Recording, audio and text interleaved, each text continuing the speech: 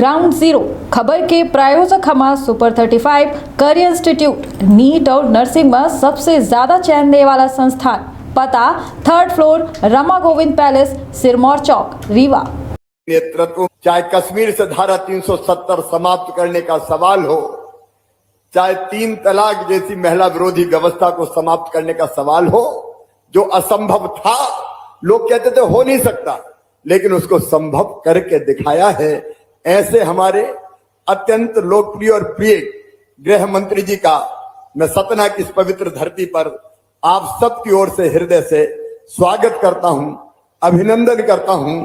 ऐसे हमारे आदरणीय गृह मंत्री जी मंच पर विराजमान, हमारे भारतीय जनता पार्टी के प्रदेश के अध्यक्ष भाई बीडी शर्मा जी सांसद भी है, हमारे गृह मंत्री आदरणीय नरोत्तम मिश्रा जी, जिले के प्रभारी मंत्री आदरणीय विजय शाह जी, चिकित्सा शिक्षा मंत्री जिनके विभाग ने ये मेडिकल कॉलेज बना के तैयार किया है भाई विश्वास सारंग जी, हमारे लोकप्रिय और यशस्वी सांसद कर्मठ नेता भाई गणेश सिंह जी, हमारे सतना के मेयर, मैं आज उनको बहुत हृदय से धन्यवाद देता हूं। परहित सरित धर्म नहीं भाई, आपने मेडिकल कॉलेज के बाहर अपनी जमीन जो है उस पर 1 करोड़ रुपए की लागत से एक भवन बना के देने का फैसला किया है, जहां मरीजों के परिजन रहेंगे। भाई योगेश ताम्रकार जी, भाई विक्रम सिंह जी, हमारे लोकप्रिय विधायक विक्की, हमारे रामखिलावन पटेल जी, हमारे लोकप्रिय मंत्री, हमारे विधायक भाई नारायण त्रिपाठी जी, सतीश शर्मा जी, भारतीय जनता पार्टी के जिलाध्यक्ष, यहाँ सतना के उपस्थित प्रबुद्ध नागरिक बहनों और भाइयों, आप सबको प्रणाम। मेरे बहनों और भाइयों, भारत की प्रगति और विकास का ये स्वर्णिम काल है, जो पहले लोग सोचते नहीं थे, जिसको लोग असंभव मानते थे, मोदी जी के नेतृत्व में वो संभव हो रहा है। मुझे याद है इसी सतना की धरती पर 1990-91 में रामलला हम आएंगे, मंदिर ये वही बनाएंगे का उद्घोष करते हुए हम हनुमाना गए थे यहीं से, और वहां से घुसे थे उत्तर प्रदेश की सीमा में, गिरफ्तार कर लिए गए थे। तब लोग कहते थे ये हो ही नहीं सकता, और कांग्रेस के लोग कहते थे रामलला हम आएंगे, मंदिर वही बनाएंगे, लेकिन तारीख नहीं बताएंगे। लेकिन आज अयोध्या में भगवान श्री राम का भव्य मंदिर बनके तैयार हो रहा है। आज आप ही बताइए, आज आप ही बताइए, मोदी जी और अमित शाह जी ना होते तो क्या अयोध्या में भगवान श्री राम का मंदिर बनता? क्या कश्मीर से धारा 370 हटती? क्या 3 तलाक का कलंक समाप्त होता? क्या देश से आतंकवाद का समूल खात्मा होता? यह सचमुच में सपना जैसा लगता है। मैं एक नागरिक के तौर पे आपको कह रहा हूं, सपना जैसा लगता है। आज देश की स्थिति तो देखिए क्या है, एक वैभवशाली, एक गौरवशाली, एक संपन्न, एक समृद्ध और एक शक्तिशाली भारत का निर्माण प्रधानमंत्री श्रीमान नरेंद्र मोदी जी के नेतृत्व में हो रहा है। अमित शाह जी दिनों रात जिस भारत को गढ़ने में लगे हुए हैं, हमको आश्चर्य होता है। भारत नहीं कह रहा, अब तो पाकिस्तान से आवाज आ रही है कि अल्लाह हमारे पास भी एक मोदी होता है। ये रोज अखबारों में, मीडिया में छप रहा है। आप देखिए, रूस और यूक्रेन का युद्ध हुआ, हमारे बच्चे जो मेडिकल की पढ़ाई करने गए थे, कई बच्चे फंस गए, कैसे निकले, जान कैसे बचाएं? परिजनों को चिंता थी कि बच्चे सुरक्षित कैसे आएंगे। हमारे प्रधानमंत्री जी का एक फोन गया, रूस के राष्ट्रपति को भी गया, यूक्रेन के राष्ट्रपति को भी गया कि देखो हमारे बच्चे निकल रहे हैं, युद्ध विराम हो जाए, कोई हथियार ना उठाए, तिरंगा लेके भारत के बच्चे निकले। तो रूस भी पीछे हट गया, यूक्रेन ने भी लड़ाई बंद कर दी और हमारे बच्चे सुरक्षित निकल आए। हमारे पीछे बांग्लादेश के बच्चे भी निकल आए। भारत का मान सम्मान और कीर्ति और प्रतिष्ठा आज कहां है? सचमुच में मैं जो हमारे प्रबुद्ध नागरिक उनसे कहना चाहता हूं, मुझे याद आता है एक नरेंद्र ने कहा था 100 साल से ज्यादा पहले कि भारत मां एक बार फिर से अंगड़ाई लेके खड़ी हो रही है और विश्व गुरु के पद पर अधिष्ठित हो रही है। जो अंधे हैं वो देख नहीं सकते, जो बहरे हैं वो सुन नहीं सकते, लेकिन मैं पूरे आत्मविश्वास के साथ कहता हूं कि जो स्वामी विवेकानंद ने कभी कहा था एक नरेंद्र ने, वो दूसरे नरेंद्र के नेतृत्व में सचमुच में साकार हो रहा है। हम सबका सीना गर्व से फूल जाता है। अब मध्य प्रदेश को ही देखिए, ये मेडिकल कॉलेज की बात, कांग्रेस की सरकारों ने 50-60 साल में केवल 5 मेडिकल कॉलेज, उनमें से कुछ अंग्रेजों के जमाने के भी थे, एक नया मेडिकल कॉलेज नहीं। अगर नया मेडिकल कॉलेज खुला तो मध्य प्रदेश में भाजपा की सरकार के आने के बाद सागर में हमने खोला था, और आज 25 मेडिकल कॉलेज। ये कभी कांग्रेस के राज में बन सकते थे क्या? मैं आपसे पूछना चाहता हूं, बन सकते थे क्या? विकास की कोई दृष्टि नहीं थी। विंध्य की पवित्र धरा वालों, कितनी बार कांग्रेस ने बाणसागर योजना का शिलान्यास किया। जब चुनाव आते थे शिलान्यास का पत्थर गड़ जाता था कि बाणसागर का बांध बनेगा। कई बार पत्थर गड़े, लेकिन बांध बन के तैयार हुआ तो भारतीय जनता पार्टी की सरकार में तैयार हुआ। और आज विंध्य की धरा में जो हरितमाएं चारों तरफ हरियाली छाई है, वो भारतीय जनता पार्टी की सरकार के कारण। बरगी डैम का पानी 14 किलोमीटर अंडरग्राउंड टनल खोद के, जिसमें कई तरह की बाधाएं और विघ्न है, अगर यहां ला रहे हैं सतना की धरा पर, तो भारतीय जनता पार्टी की सरकारें ला रही। अब विकास तो देखिए चारों तरफ, शानदार सड़कों का जाल। कोई 10, 20, 15 साल पहले देखता सड़कें कैसी थी, चारों तरफ हाईवे बन रहे। मैं बात लंबी नहीं करूंगा, लेकिन विंध्य के विकास के लिए मित्रों हमने संकल्प लिया है विंध्य एक्सप्रेस वे बनाने का। भोपाल से लेके सीधे रायसेन, विदिशा, सागर, दमोह, कटनी, मैहर, रीवा, सीधी और यहां से लेके सिंगरौली तक एक विंध्य एक्सप्रेस वे बनेगा। ये केवल सड़क नहीं होगी, दोनों तरफ इंडस्ट्रियल क्लस्टर डेवलप किए जाएंगे। और अभी इंदौर में जो ग्लोबल इन्वेस्टर समिट हुआ था, वहां 2.5 लाख करोड़ रुपए के निवेश के प्रस्ताव विंध्य के लिए आए हैं। उन सबको जमीन को उतार के हम लाखों बच्चों को भी रोजगार देने का भी काम करेंगे। कितनी तेजी से प्रदेश बदल रहा है मेरे मित्रों। और आज उसी कड़ी में एक मेडिकल कॉलेज यहां पे हमने ही इसका शिलान्यास किया था। और आज सौभाग्य कि स्वयं गृह मंत्री जी आज लोकार्पित करने यहां की धरती पर पधारे। सतना के बारे में गणेश सिंह जी कह रहे थे, यहां की स्मार्ट सिटी कोई सोचता था क्या?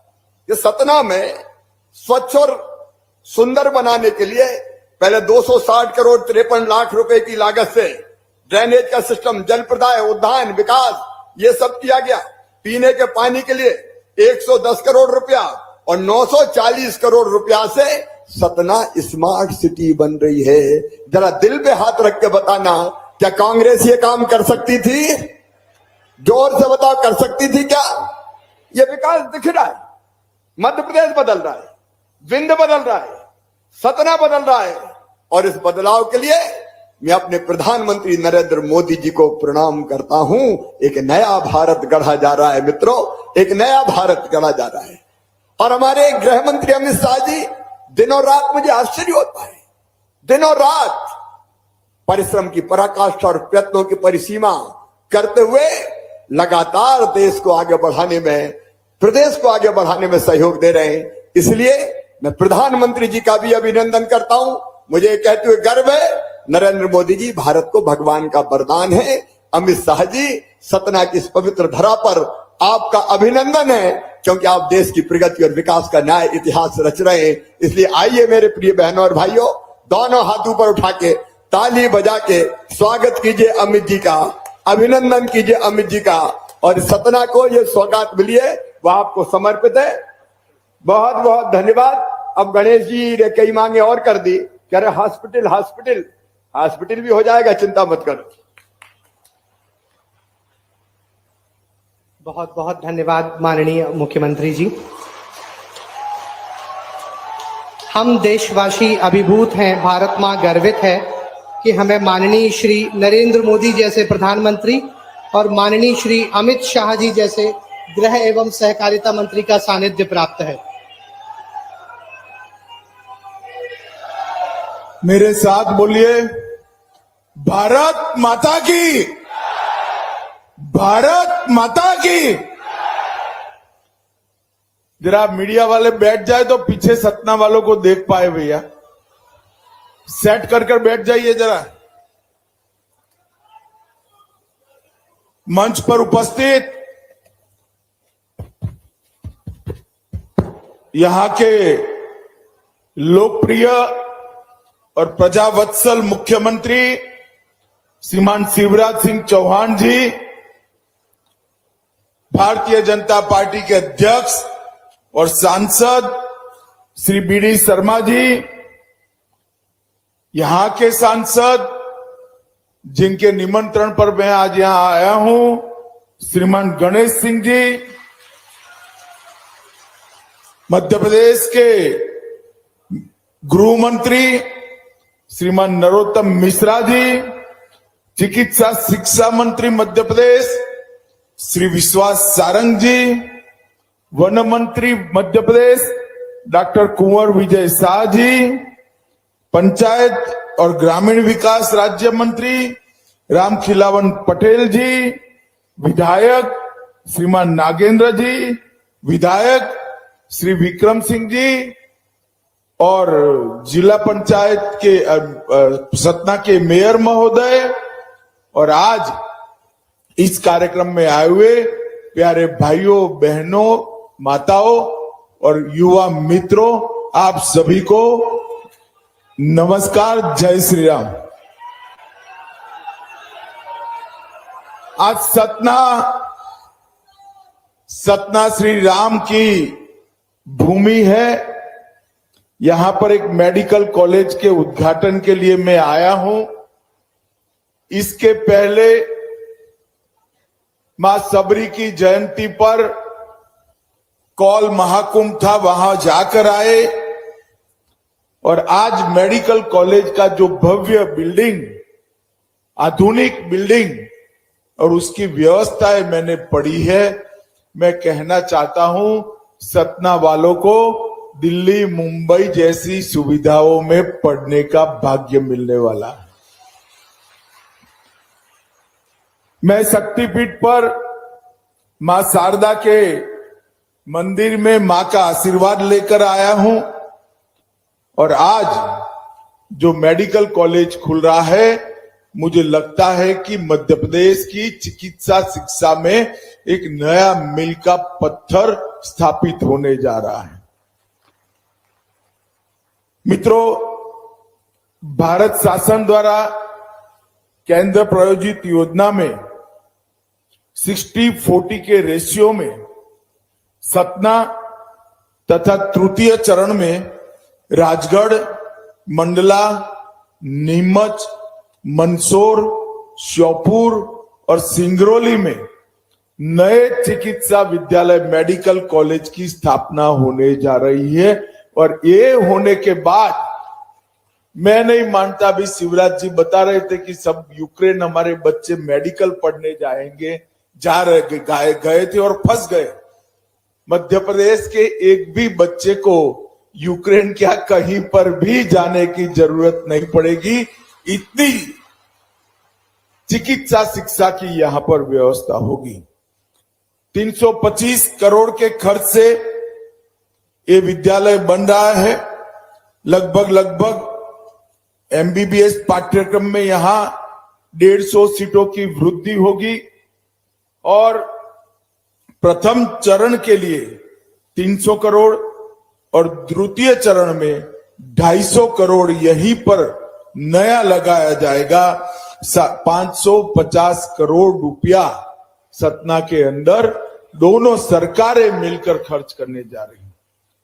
चिकित्सा महाविद्यालय के साथ साथ UG hostel, resident doctor hostel, intern hostel, sports complex, commercial centre, डॉक्टरों का निवास स्थान, रिक्रिएशन सेंटर, सर्विस ब्लॉक, सब चीजों को समाहित कर आयोजन कर एक संपूर्ण चिकित्सा विद्यालय बनाने का काम यहां हुआ है।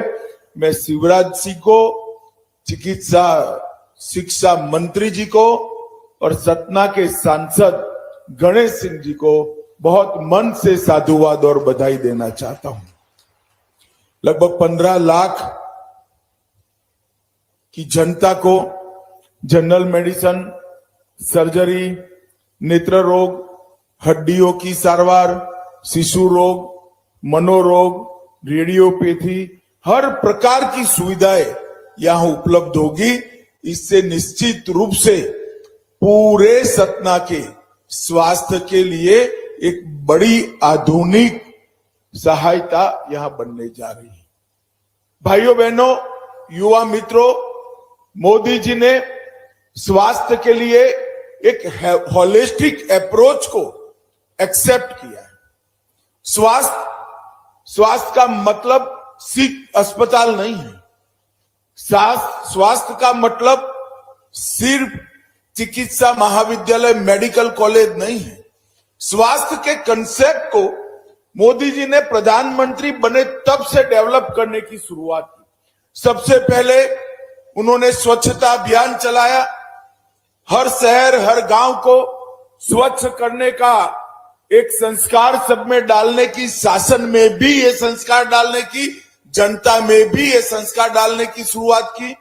और तब कांग्रेस वालों को कल्पना ही नहीं थी कि स्वास्थ्य के साथ स्वच्छता भी जुड़ी है। अगर स्वच्छता है तो ढेर सारी बीमारियां गरीबों को बीमारियों से दूर करने का काम स्वच्छता करती है। इसके साथ साथ 10 करोड़ शौचालय बनाकर फिर से एक बार सबके स्वास्थ्य की चिंता करने का काम किया। फिर योगा दिन आया।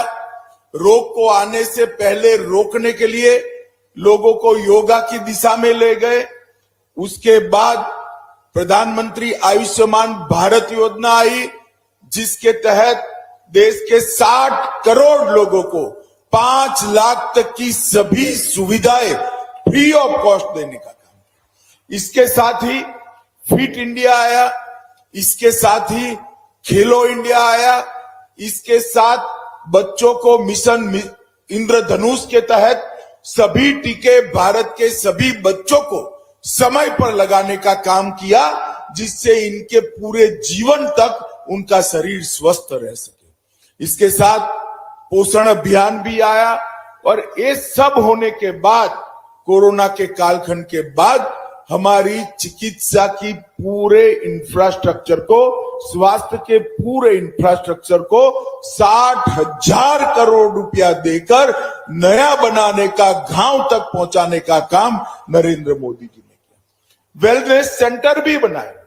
एक प्रकार से स्वच्छता से लेकर वेलनेस सेंटर तक के 18 बिंदुओं का स्वास्थ्य का एक होलिस्टिक अप्रोच से नरेंद्र मोदी जी ने कश्मीर से कन्याकुमारी और गुजरात से लेकर बंगाल तक समग्र देश की स्वास्थ्य की चिंता की है।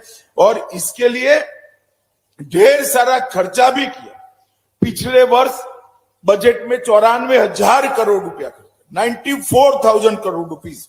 और इस बजट में 30,000 करोड़ की वृद्धि की है। यही बताता है मित्रों कि स्वास्थ्य को कितनी प्रायोरिटी नरेंद्र मोदी जी ने। अभी शिवराज जी बताते थे कि भाजपा सरकार आती है तभी शिक्षा की चिंता होती है। बीच में थोड़ा टाइम यहां पर आप लोगों ने कांग्रेस की सरकार बना दी थी, कुछ नहीं हुआ। जस का तस जितनी भी मेडिकल कॉलेज नई बनी, सबसे ज्यादा भारतीय जनता पार्टी की शासन में बनी है। और मैं तो आश्चर्यचकित हूं। मध्य प्रदेश को एक जमाने में बीमारू राज्य कहते थे। आज 24वां मेडिकल कॉलेज उद्घाटन हो गया और 14 प्राइवेट मेडिकल कॉलेज यहां पर बने हैं। एक कले मध्य प्रदेश में 38 मेडिकल कॉलेज है। ये बहुत बड़ी उपलब्धि है मित्रों। मैं मध्य प्रदेश शासन को मन से साधुवाद देना चाहता हूं। पूरे देश भर का सिनेरियो देखे तो 2013-14 के पहले देश में 387 मेडिकल कॉलेज थे और 21-22 में 387 से बढ़कर 596 मेडिकल कॉलेज नरेंद्र मोदी जी के शासन में बने। और एमबीबीएस की सीटों की संख्या पहले हर साल 51,300 बच्चे मेडिकल का एमबीबीएस का कोर्स कर डॉक्टर बनकर बाहर आते थे। और 21-22 में सिर्फ 2013-14 से 21-22 8 साल के अंदर 51,300 से बढ़कर 89,900 लगभग 90,000 स्टूडेंट आज एमबीबीएस डॉक्टर बनकर बाहर आ रहे हैं। हम कल्पना कर सकते हैं कितनी बढ़ोतरी। एमडी और एमएस पीजी की सीटों में भी पहले 31,000 सीटें थी, उसको बढ़ाकर 60,000 तक ले जाने का काम भारतीय जनता पार्टी की नरेंद्र मोदी सरकार ने किया है। और मित्रों 22 नए एम्स बनाए गए। मध्य प्रदेश ने भी स्वास्थ्य के क्षेत्र में ढेर सारी उपलब्धियां की है। अब यहां 2055 एमबीबीएस की सीटें अकेले मध्य प्रदेश में उपलब्ध है। और राज्य शासन द्वारा भी केंद्र की सहायता वाली कॉलेज अलग है, राज्य शासन द्वारा भी छतरपुर और सिवनी में मेडिकल कॉलेज बनाने का संकल्प भारतीय जनता पार्टी की मध्य प्रदेश सरकार ने किया है। और इसके साथ साथ दमोह, बुधनी और उज्जैन में भी मेडिकल कॉलेज की सैद्धांतिक स्वीकृति देने का काम किया है। इस सारे कॉलेज बनने के बाद अभी जो 2055 सीटें हैं वो बढ़कर 3,700 सीटें हो जाएगी। मध्य प्रदेश को शायद ही कोई बच्चे को बाहर पढ़ने की व्यवस्था में जाना पड़ेगा। मित्रों, इंदौर, ग्वालियर, जबलपुर और रीवा में सुपर स्पेशलिटी हॉस्पिटल प्रारंभ किए गए हैं। और यहां पर अब गणेश जी पीछे पड़े हैं, यहां पर भी जो अस्पताल बन जाता है तो वो अस्पताल भी अपने आप में एक बड़ा आधुनिक अस्पताल होगा। मित्रों, आज मैं यहां आया हूं तब इतना ही कहना चाहता हूं। मोदी जी के नेतृत्व में हर एक क्षेत्र में भारत आगे बढ़ रहा है। ये भारत का आजादी का अमृत वर्ष और मोदी जी ने लक्ष्य रखा है देश की जनता के सामने।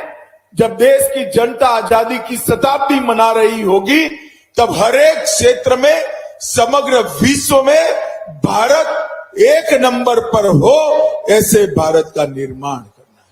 रक्षा का क्षेत्र हो, इकोनॉमी की बात हो, इंफ्रास्ट्रक्चर को बनाना हो, आंतरिक सुरक्षा की बात हो, निर्यात बढ़ानी हो, बैंकिंग व्यवस्था को गरीब तक पहुंचाना हो, ढेर सारी गरीब कल्याण की योजनाएं देकर हर गरीब के जीवन स्तर को उठाना हो, हर क्षेत्र में भारत ने ये 9 साल में बहुत बड़ी प्रगति की है।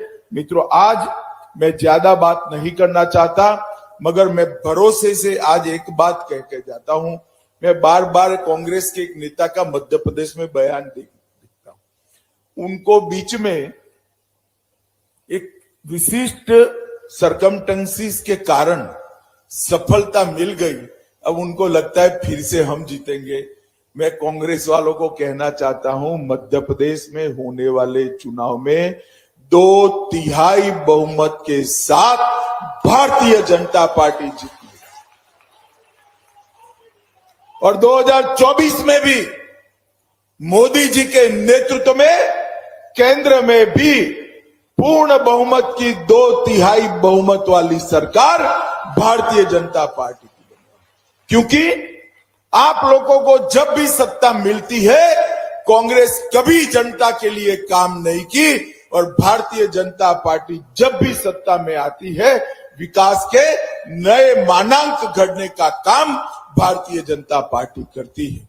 आज मैं सतना की समग्र जनता को और यहां के सांसद को मन से बहुत बहुत बधाई देना चाहता हूं। श्री शिवराज सिंह चौहान और हमारा चिकित्सा शिक्षा मंत्री जी को भी बहुत बहुत बधाई देकर मेरी बात को समाप्त करता हूं। वंदे मातरम, भारत माता की जय, ढेर सारी शुभकामनाएं।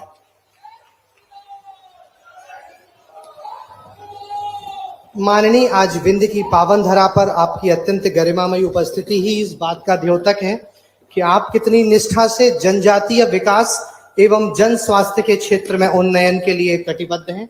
मैं आग्रह करूंगा माननीय राज्य मंत्री रामखिलावन पटेल जी से कि वो कृपया आज के कार्यक्रम के लिए आभार प्रदर्शन करें। भारत माता की। शासकीय चिकित्सा महाविद्यालय के लोकार्पण कार्यक्रम के आज के भारत सरकार के यशस्वी गृह मंत्री, हम सबके नेता, हम सबके प्रणेता आज गरिमामय उपस्थिति में यहां कार्यक्रम का लोकार्पण किया। मैं उनका वंदन करता हूं, अभिनंदन करता हूं, आभार व्यक्त करता हूं। प्रदेश के यशस्वी मुख्यमंत्री जिन्होंने बीमारू राज्य को विकसित राज्य बनाया, अब आत्मनिर्भर मध्य प्रदेश की अग्रसर मध्य प्रदेश के शिल्पकार आदरणीय यशस्वी मुख्यमंत्री शिवराज सिंह चौहान जी का भी मैं आभार व्यक्त करता हूं। हमारे प्रदेश के यशस्वी गृह मंत्री, प्रदेश के यशस्वी चिकित्सा मंत्री, प्रदेश के यशस्वी वन मंत्री, हमारे भारतीय जनता पार्टी के यशस्वी अध्यक्ष और शुभांकर अध्यक्ष, जिनके अध्यक्ष बनते ही मध्य प्रदेश में चौथी बार सरकार बनी, उनको भी मैं बहुत बहुत आभार व्यक्त करता हूं। हम अपने यहाँ के लोकप्रिय महापौर योगेश ताम्रकार जी, हमारे यशस्वी विधायक विक्रम जी, आदरणीय नारायण त्रिपाठी जी, आदरणीय यशस्वी अध्यक्ष सतीश शर्मा जी, हमारे अध्यक्ष आदरणीय राजेश चतुर्वेदी जी, जिला पंचायत के अध्यक्ष आदरणीय रामखिलावन कोल जी, आदरणीय सुष्मिता सिंह जी, पूर्व अध्यक्ष नरेंद्र जी, उपस्थित सभी भारतीय जनता पार्टी के ज्येष्ठ श्रेष्ठ नेतागण, सभी बुद्धिजीवीगण, सभी यहाँ के जनता Janardan, print media, electronic media के पत्रकार साथियों, मैं सतना की जनता की ओर से आप सबका बहुत बहुत आभार व्यक्त करता हूं कि आपने गरिमामय उपस्थिति देकर इस कार्य को गरिमा बनाया। बहुत बहुत धन्यवाद।